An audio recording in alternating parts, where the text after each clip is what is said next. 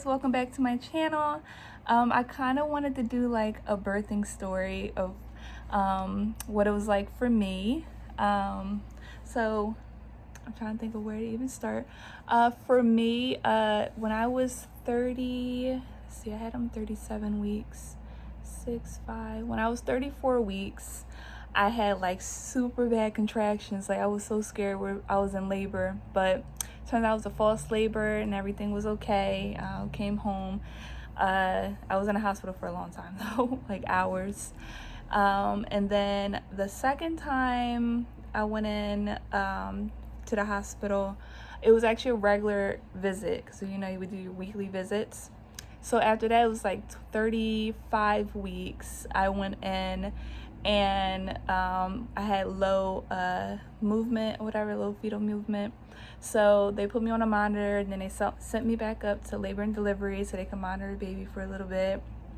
And they actually said like they would like him moving more than what he was and stuff. So they would like shake my belly and stuff, and he wasn't really kicking back and everything. So they had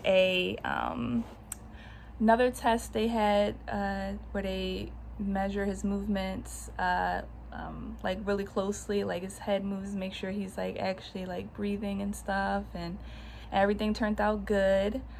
And then I guess a week later, I was in there like on the labor and delivery for like every week. Like I knew a couple people there and stuff, like, hey, it's me again. Like it was so bad. I felt so bad. So when I was 37 weeks, I was having like really bad contractions. Like, oh my goodness, they were so bad. I called my mom and everything, like, oh my gosh, I was timing them. I was like, yeah, they're like 2 minutes apart. What am I going to do and stuff? Like, I don't know if it's false labor. So I'm just sitting there like just walking around the house, pacing back and forth, trying to do like different positions and stuff to like get them to stop. And I'm like, oh my gosh, these things hurt. Like they were so bad. So I think maybe an hour passed and I'm like, okay, we gotta go in. Like either they can like give me something for the pain or something, because in the past when I had the false labor, they gave me like pain meds and stuff to like ease the pain. It was okay. And I might have my weeks actually messed up, because I think I was like 35 and then I went in. Yeah, 35 is when I had the false labor, and then 36 is when it was low movement, and then 37 I went in again. And yeah, so I was like, yeah babe, we gotta go, like let's get it together, let's go. And he's like, oh, we're gonna be there for hours again, it's probably nothing and stuff. And I'm the same way. I'm just like, yeah, it's probably false labor, like it's just gonna go away, like I really don't want to go and everything. So I'm like, let me just go. So we packed our bags and everything and head on over. Well, I called first actually, and they was just like, just come in, because they were like 2 minutes apart. So came in and they strapped me up and everything, and walking through the door, it was so bad because the lady tried to check me in, and I'm just like, I can't do this, like I'm in pain, like let's go. But went upstairs and everything, and she checked me to see if like I was dilated at all, and she's like, oh, baby coming tonight. And then I'm like, oh, okay, because it wasn't real until they're like, you're gonna leave out of here with the baby. And I'm like, I'm gonna do it. Like, and even my husband was just like, we gonna leave here with what? Like, because we were just thinking it was false. So after that, they were like, okay, so like what's the plan and stuff? You still want to try it naturally? I'm like, where's the epidural? Give me the epidural now. Like first my like initial like birthing plan was like, I want to try do it naturally. I want to like use all the amenities that they have, and like I want to do everything. They have like the tub, they have the birthing, they have the like bouncing balls and stuff, they have different positions, the birthing bar, everything. Like you can get in the shower, you can like any way that they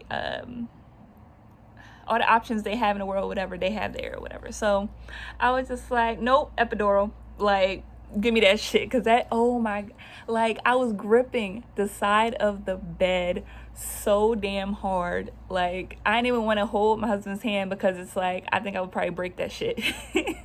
Like, it was so bad. So they were like, okay, cool, but you got to get tested for COVID first. And I'm like, all right, cool, let's come on, let's go, like, let's go. And I was like, no, don't start, you're gonna wake the baby, shh. So I'm like, oh shit, okay. So I know at my hospital that I work at, it takes so damn long for them to test people for COVID, for them test results to come back. Like, oh my gosh. So they tested me, swab or whatever, and it was nothing. Like, people be exaggerating, I think, but I don't know. Maybe it depends on who does it, that it's like really bad and painful, because it felt like maybe like I had water up my nose, like I was underwater, like how them times be, whatever, like how they be. But it wasn't bad. So they did that, and they're like, all right, cool, we can't give you nothing until that results come back. And I'm like, shit, well, can y'all put that in a stat? Like, they're like, oh, it automatically goes in a stat. I'm like, no, tell them I said to put in a stat. Like, no, no, I'm a bitch when it comes to contractions. Like, I cannot. But after that, they were just, monitoring you, whatever. She checked me. I was only like 3 centimeters dilated or whatever, but I was like completely like thinned out or whatever. And before, when I went to the hospital, when I was 35 weeks, I was like 1 centimeter or 2 centimeters dilated or whatever, so it wasn't even that much. And you can stay there for like the rest of your pregnancy, so it didn't mean nothing. But it was like, yeah, you're at 3 now, cool. And then one of the nurses came in and was like, yeah, so you can still use like the peanut ball to do everything or whatever, since you want to like use something, like you don't want to make it seem like you ain't use nothing, because you can't go naturally. I'm like, I could do the ball, something. So I said if we needed to, they could elevate the bed, so they let gravity help and stuff. And I was just like, okay, I want to do that and everything. They're like, oh no, you don't need to, because you're already like almost there, you're good. So I'm like, all right, cool. So they came in, they did the epidural, they raised the bed super high. I had to hold on to a pillow. You got to stay completely still, like, because you're putting a needle in your back. So they did the numbing needle first, which like burns, feels like it burns or whatever. And that didn't last too long, it was like 10 seconds, so it was cool. And then they put the epidural in, and as soon as she put that in, it felt lovely. Like, oh my goodness. So they put the bed back down and everything, and I could like lay down. They did put a catheter in, which surprisingly, I was more afraid of getting calf than I was getting the epidural, but everything was fine, like can't even feel it. So had the epidural. I got to use the peanut ball. They put that between your legs, and I pretty much took a nap after that. Like, and they give you like the button to push if you start feeling the contractions bad again or whatever. You just push the button, and then it goes right back into you, whatever. Because they keep the tube, the plastic tube in your back.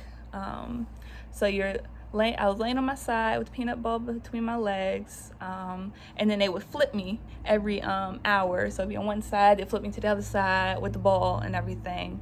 And then I would say 2 hours later, 3 hours, because they flipped me 3 times, I think. It was like 3 hours later or something like that. So I'm napping. So then the nurse is like, okay, do you want us to check you? Like, it's been a few hours and everything. I'm like, all right, sure, yeah. They checked me. It was like, yeah, you're 8 centimeters dilated. I'm like, holy shit. Like, going from like 3 to 8 in only like a couple hours. It was crazy. Like, it was definitely the ball.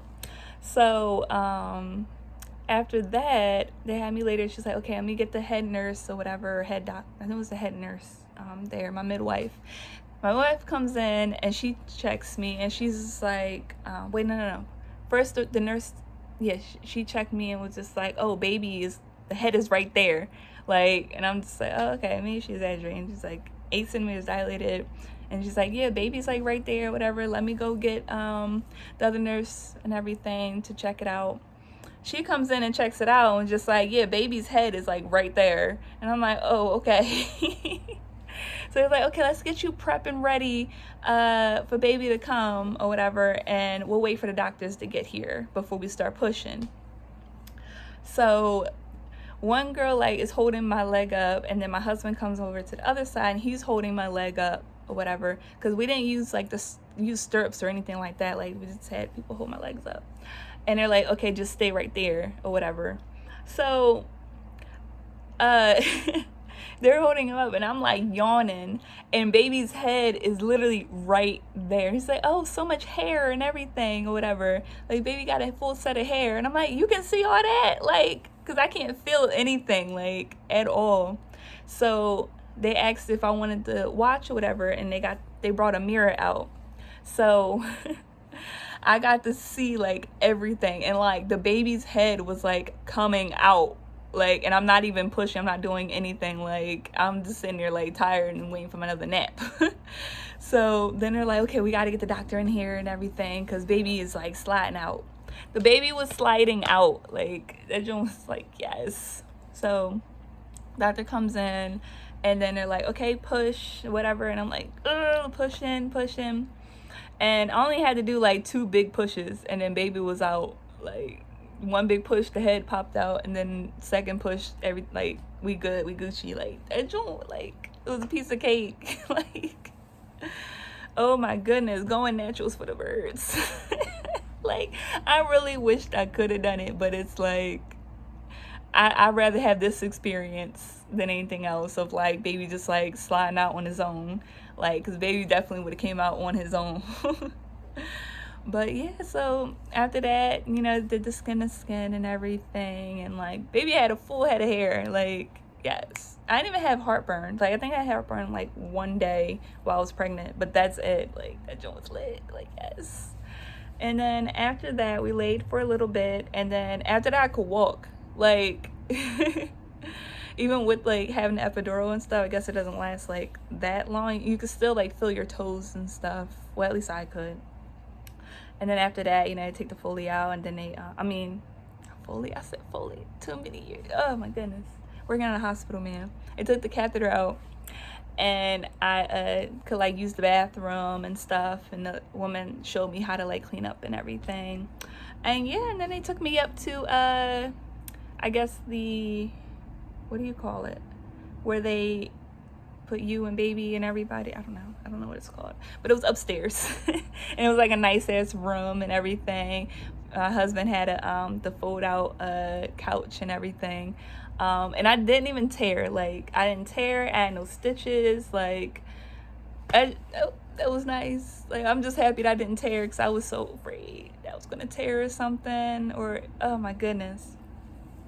And baby turned out to be 7 pounds 2 ounces. Oh. So, and that's like the average weight. Like, I think it's like 7 pounds 4 ounces or 3 or something is the average. But yeah, so, and I had him at 37 weeks. So I'm pretty sure if he was in there baking till like 41 weeks, he would have been like 9 pounds. And no. He was a perfect weight. Like, I'm good. He was perfect. So yeah, and he didn't come out with any complications, nothing. Like, it was good. It's good. So yes. So now we're here 2 months later. He's gaining weight like he's supposed to. I am breastfeeding. I breastfed from the start. And the lactation consultant came in, and she was like, yeah, you're a superstar on the floor. Like, we heard of you like breastfed like 10 11 times and stuff, like throughout the day and night. Like, that's awesome. And I didn't really have to get much help and everything. Like, it just came pretty much naturally. So I was like, yes. Like, even like because we stayed for 2 days, I believe. I think we stayed for 2 days. And food sucks at the hospital. Like, at least ours. Like, I had a salad because it's safe. And I had so much chicken quesadillas. Like, I would order like 2 orders at one time, and I just ate quesadillas like all day. Everything else pretty much sucks. So yes, that's my birthing story. And then we just went home, and yes. Recovery wasn't that bad for me, like, at all. like probably because I didn't tear and everything, but recovery wasn't that bad. And I don't have like depression or anything, postpartum depression or anything. I think mostly I don't have it because like I'll have my days where I'm like super energetic. I'm like, okay, I want to get up, I want to do something, I gotta move around, instead of just like sitting on the couch all day every day and stuff. I feel like that helped me a lot, of like days where I got up and cleaned up and everything.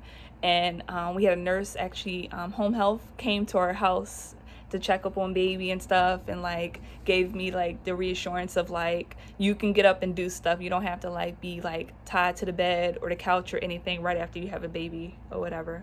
Like if you can do things, like do things and stuff, because I'm the type, I can't sit around not do anything all day every day. Like I gotta get up, I gotta clean, I gotta like cook something, I gotta do something. Like I can't, I'm not that type of person to sit around. I can't.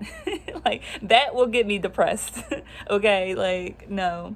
But yeah, so I'll have days where I'm energetic and stuff, and I'll, like today I went out for a walk, I took baby and the dog with me, and I put makeup on and stuff. Yes, I put makeup on to go for a walk because that makes me feel good. Like you gotta do things to like make yourself feel good, especially after having a baby, because your body is not the same. And I need, oh, body not the same. Like one, baby like absorbed my ass. I have no ass whatsoever. It's non-existent. Like I might as well be like a stick twig, how I used to be when I was younger with no ass. That's how I am. But now I had this little pooch. The pooch ain't cute. No. So I don't plan on working out or doing anything or dieting and all that until I go back to work. So for now, I'm living and I'm working the pooch. Okay. Like it is what it is or whatever. So in the meantime, with my pooch, I'm put the makeup on, okay? So I can at least feel a little bit good about myself and stuff like that. I'm so happy I can wear jeans again, because entire pregnancy I was not wearing jeans. I was in leggings every single day. Like when I leave out the house now, I have like a black pair of jeans I'll put on or something. Like I'm so happy to wear jeans again and feel like a normal person. So yes, so my life has just been baby pretty much since then. So yes, thanks for tuning in to my birthing story. See you next time, guys.